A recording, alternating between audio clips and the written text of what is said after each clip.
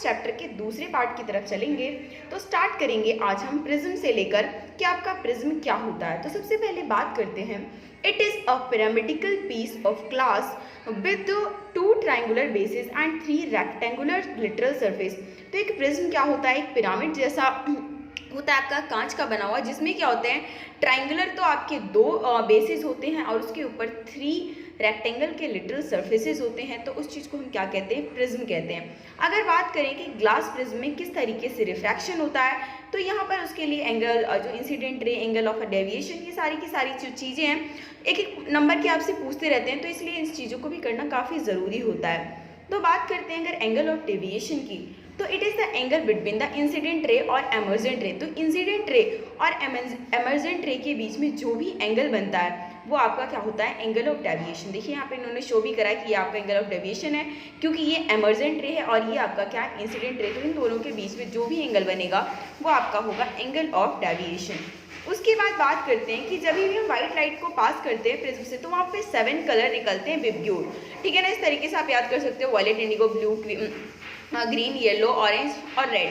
तो इस चीज़ को इन्होंने लिखा हुआ है कि 7 कलर में करते हैं। और इस फिनोमिना को क्या कहते हैं, डिस्पर्शन कहते हैं, क्योंकि यहाँ पर व्हाइट लाइट क्या हो रहा है, 7 कलर में डिस्पर्स हो रहा है। उसके बाद आगे अगर हम बात करते हैं, तो ये जो आपका 7 कलर की फॉर्मेशन होता है डिस्पर्सन से, तो उस चीज़ को हम क्या कहते हैं, स्पेक्ट्रम कहते हैं। इसका एक्रोनियम आप विबग्योर से याद रख सकते हो। उसके बाद बात करते हैं कि जितना आपका एंगल ऑफ डेविएशन होता है वो आपके वेवलेंथ के क्या होता है, जस्ट आप ये कह सकते हो कि उसका एक अपोजिट होता है, कि अगर वेवलेंथ इंक्रीज होगा तो एंगल ऑफ डेविएशन उतना ही कम होगा। तो इस चीज़ को लेकर आपको मतलब इन्वर्सली प्रोपोर्शनेट होता है अगर हम बात करें एंगल ऑफ डेविएशन और वेवलेंथ। तो यहाँ पर बात करते हैं कि रेड जो कलर होता है वो क्या होता है, लीस्ट डेविएटेड कलर होता है, मतलब इसका डेविएशन जो होता है वो काफ़ी कम होता है। इस वजह से जो इसकी वेवलेंथ है वो काफ़ी ज़्यादा होती है। आगे बढ़ते हैं, वॉयलेट उसका जस्ट अपोजिट है, क्योंकि ये सबसे ज़्यादा डेविएट होता है, इस वजह से जो इसकी वेवलेंथ है वो सबसे कम होती है।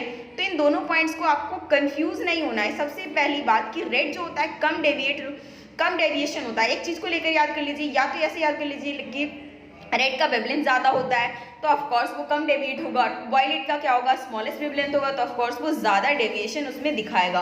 अब बात करते हैं नेक्स्ट जो आपका टॉपिक है, टोटल इंटरनल रिफ्लेक्शन। तो टोटल इंटरनल रिफ्लेक्शन है क्या, when light enters obliquely from a denser medium to a rarer medium. मतलब एक लाइट कोई डेंसर मीडियम से किसी भी रेयर मीडियम में जब एंटर करता है तो वहाँ पर जो एंगल ऑफ इंसिडेंस होता है हमेशा क्या होता है, एक्सीड कर जाता है, और इसमें क्या होती है, लाइट रिफ्लेक्ट कर जाती है डेंसर मीडियम की तरफ। तो इस चीज़ को हम क्या कहते हैं, इंटरनल रिफ्लेक्शन। तो इंटरनल रिफ्लेक्शन से आपके कुछ जो एग्जाम क्वेश्चन आते रहते हैं, तो वो आपका रेनबो को लेकर है कि रेनबो क्या होता है, कैसे बनता है, इसमें कौन कौन से फिनोमिना बनते हैं। तो ये सारी चीज़ें आपको पता होना चाहिए। तो रेनबो क्या आपका एक natural spectrum appearing in the sky after the rain showers. बारिश के बाद जो हमें पूरा स्पेक्ट्रम दिखता है 7 कलर का, एकदम नेचुरली होता है, तो उस चीज़ को हम क्या कहते हैं, रेनबो कहते हैं। रेनबो हमेशा किस साइड एब्जॉर्ब किया जाता है, जिस साइड भी आपका सन होगा उसके जस्ट अपोजिट साइड इसका डायरेक्शन होता है। तो एक एक पॉइंट्स को इसमें आपको ध्यान रखना है, क्योंकि 1 मार्क्स आपको पता है इस बार MCQ पूछे जाएंगे, तो एक एक चीज़ आपके लिए काफ़ी इंपॉर्टेंट इसमें हो जाती है। उसके बाद रेनबो के टाइम पे सिर्फ एक फिनोमिना नहीं होता, यहाँ पर 3 फिनोमिना होता है। सबसे पहले डिस्पर्शन होता है, फिर रिफ्रैक्शन होता है, उसके बाद इंटरनल रिफ्लेक्शन भी होता है। तो तीनों चीज़ें याद रखना है आपको, डिस्पर्शन, रिफ्रैक्शन और इंटरनल रिफ्लेक्शन। उसके बाद बात करते हैं पूरा एक्सप्लेनेशन के बारे में कि किस तरीके से जो बारिश के बाद रेनबो क्रिएट होता है, किस तरीके से उसका फॉर्मेशन होता है। तो some water droplet remain suspended in the air after rain. मतलब बारिश के बाद कुछ बारिश की जो बूंदें हैं वो वहीं पे रह जाती हैं एयर में। दीज ड्रॉपलेट भी है, और ये जो ड्रॉपलेट्स होती हैं, पानी की बूंदें होती हैं, वो किस तरीके से बिहेव करती हैं, एज ए ग्लास, मतलब कि एज अ प्रिज्म की तरह बिहेव करती हैं।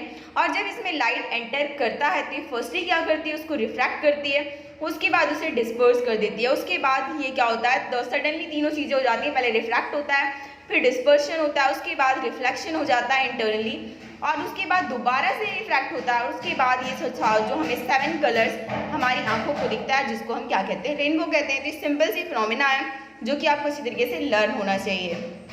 उसके बाद आपका नेक्स्ट टॉपिक है एटमॉस्फेरिक रिफ्रैक्शन। एटमॉस्फेरिक रिफ्रैक्शन क्या है, the refraction by different layers of atmosphere. Atmosphere में आपको पता है कि बहुत सारे लेयर होते हैं, ट्रोपोस्फेयर हो गया, होमोस्फेयर हो गया, उसके अलावा बहुत सारे स्फेयर हैं। तो उसमें क्या होता है, जो उनके लेयर्स है एटमॉस्फेयर में, तो उसमें क्या होता है आपका लाइट का रिफ्रैक्शन हो जाता है, तो उसे हम क्या कहते हैं, एटमॉस्फेरिक रिफ्रैक्शन कहते हैं। अब एटमॉस्फेरिक रिफ्रैक्शन को लेकर बहुत सारे एप्लीकेशन है कि हमें कोई चीज़ जैसे आग के पास रखते हैं तो वहाँ हमें फ्लिकरिंग सा कुछ अपीयरेंस दिखता है, या फिर जो स्टार होते हैं ना वो जो अपने पॉइंट से थोड़ा सा हायर दिखते हैं, या फिर उसका थर्ड क्या होता है कि जो स्टार्स होते हैं वो ट्विंकलिंग करते हैं। तो ये सारे जो एप्लीकेशंस हैं वो उसके ऊपर जो सीबीएसई हर साल क्वेश्चन पूछती है, तो इसलिए आपको करना बहुत ज़रूरी है।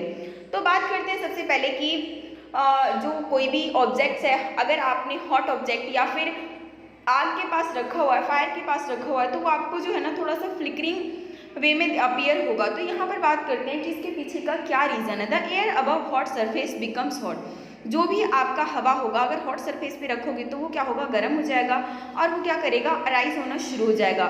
जो भी स्पेस एक्यूपाइड करेगा कूल एयर, और ये स्पेस क्या करेगा, एक्यूपाइड कर लेगा वो ठंडा वाला एयर, क्योंकि जैसे ही गर्म हवा होगी वो तो ऊपर चला जाएगा। The refractive index of hot air is less than the cool air. और अगर बात करें तो कूल एयर से जो आपका हॉट एयर का रिफ्रैक्टिव इंडेक्स कम होता है, इसीलिए जो फिजिकल कंडीशन बनती है मीडियम की वो कांस्टेंट नहीं रह पाती है ठंडे गर्म की वजह से। तो इस वजह से जो चेंजिंग होता रहता है रिफ्रैक्टिव इंडेक्स की वजह से, इस वजह से हमें जो लाइट है वो हमें डिफरेंट डायरेक्शन से शो होते हैं, और इस वजह से जो भी ऑब्जेक्ट का पोजीशन होता है उसमें हमें फ्लैक्चुएशन दिखता रहता है। तो ये जो चीज़ें हैं ना काफ़ी मायने रखती है। तो एक एक छोटे छोटे से पॉइंट्स हैं, बट एक बार अगर आप वीडियो को देख रहे हो ना तो आपको कोई भी दिक्कत नहीं आने वाली है। साथ में आप इसे स्क्रीनशॉट करके नोट डाउन करके इसे याद कर लीजिए, तो आपके जो, क्योंकि लिखने में भी आप एक अच्छे तरीके से लिखोगे, अपनी राइटिंग स्किल सुधारोगे, तो उसमें क्या होगा, एक भी मार्क्स आपके डिडक्ट होने के चांसेस नहीं रहेंगे।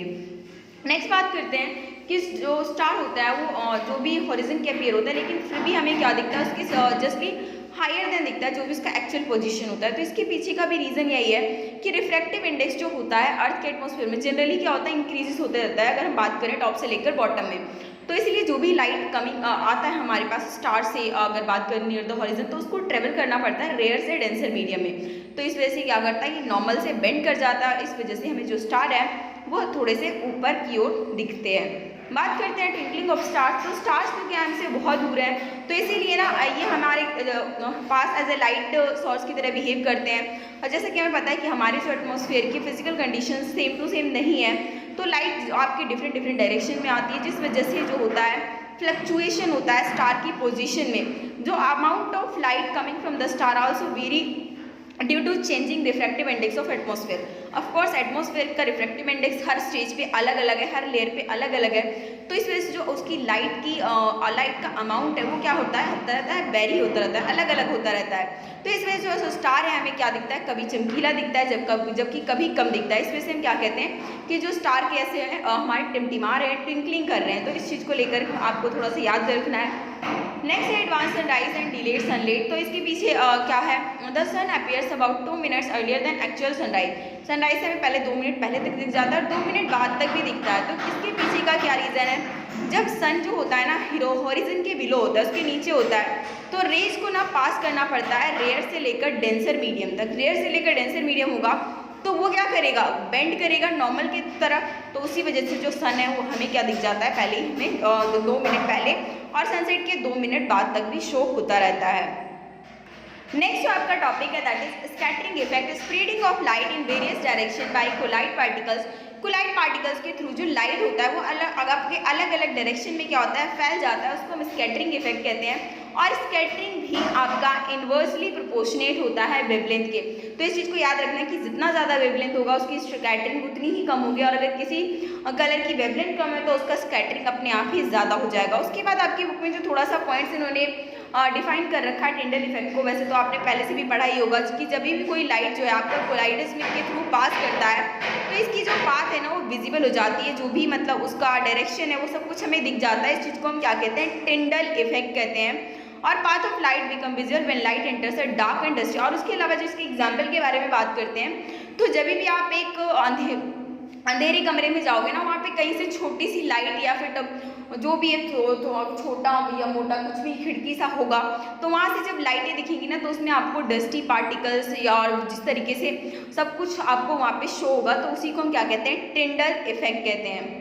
बात करते हैं आपका कि the colour of scattered light, जो भी आपका स्कैटर्ड लाइट का कलर है वो किस पे डिपेंड करेगा कि उसका जो स्कैटरिंग पार्टिकल्स का क्या साइज है। अगर पार्टिकल्स आपके बहुत ही छोटे हैं तो वो क्या करेंगे, मेनली ब्लू कलर को ही स्कैटर कर पाएंगे, क्योंकि ब्लू का सबसे छोटा वेवलेंथ होता है। बात करें मीडियम साइज जो पार्टिकल्स होगा वो मेनली रेड कलर को क्या करेगा, स्कैटर करेगा, क्योंकि इसकी लॉन्गर वेवलेंथ होती है। और इवन जो कुछ लार्जर पार्टिकल्स होते हैं वो क्या करते हैं, सारे ही कलर को स्कैटर कर देते हैं, जिस वजह से वो जो पर्टिकुलर चीज़, अगर सारे ही कलर को तुमने स्कैटर कर दिया तो वो चीज़ क्या दिखेगी, आपको वाइट कलर की दिखेगी। बात करते हैं क्वेश्चन की कि why danger sign are made of red colour, कि जो डेंजर साइन है उसको रेड कलर से क्यों शो किया जाता है, क्योंकि रेड जो है आपका लीस्ट स्कैटर है, वो ज़्यादा फैलता नहीं है, और जिसकी वजह से अगर बात करें फॉग हो, स्मोक हो, तो इसे हम सेम कलर बहुत दूर से भी देख सकते हैं। इस वजह से जो डेंजर का कलर रेड हमेशा होता है। अब नेक्स्ट क्वेश्चन की तरफ अगर मूव करेंगे कि आपका जो स्काई का कलर है वो ब्लू क्यों होता है, क्योंकि जो आपका अपर लेयर एटमॉस्फेयर में उसमें काफ़ी फाइन पार्टिकल्स हैं, किसके, वाटर वेपर्स के और गैसेस को। और हमने अभी पढ़ा था कि जो फाइन पार्टिकल्स होते हैं वो क्या करते हैं, शॉर्टर वेवलेंथ वाले को स्कैटर करते हैं, और शॉर्टर वेवलेंथ है किसका, ब्लू का। इस वजह से हमें जो स्काई है वो ब्लू कलर का दिखता है। बात करते हैं कि क्लाउड हमें वाइट क्यों दिखते हैं, क्योंकि क्लाउड जो आपके वाटर वेपर से बने होते हैं, और ये वाटर वेपर जो है ना आपके काफ़ी लार्जर साइज के होते हैं, इस वजह से सारे कलर को ही स्कैटर कर देते हैं, और सारे कलर के स्कैटरिंग की वजह से हमें जो क्लाउड है वो वाइट कलर का दिखता है। तो ले देखिए आंसर आपका सेम ही है, लेकिन आपको पढ़ना बहुत ज़रूरी है कि हम किस तरीके से आपको लिखना है। उसके बाद है कि why colour of the sun appear red during sunrise के टाइम पे और सनसेट के टाइम पे जो सन का कलर है वो रेड क्यों शो होता है। तो इसके पीछे का भी रीज़न यहाँ पर हम बात करेंगे उसी चीज़ को लेकर कि सनसेट और सनराइज जो होता है उस टाइम पे जब सन क्या होता है, हॉरिजन के पास होता है, और वहाँ पर ना therefore the sunlight has to travel, वहाँ पर जो सनलाइट को बहुत दूर तक डिस्टेंस कवर करना होता है। Due to this most of the blue light are scattered away the particles. इसकी वजह से क्या होता है ना, जितनी ब्लू लाइट्स है, क्योंकि शॉर्टर वेवलेंथ होती है वो स्कैटर हो जाता है, और क्योंकि जब सारे जो छोटे पार्टिकल्स है उसको तो उसने स्कैटर कर दिया, तो सिर्फ और सिर्फ आपको क्या दिखेगा, लॉन्गर वेवलेंथ रेड कलर वाला ही आपकी आंखों तक पहुंचेगा। और इसी वजह से जो कलर के बारे में बात करें सन की, जब आपका सनराइज के टाइम पे, सनसेट के टाइम पे वो रेड कलर का शो होता है।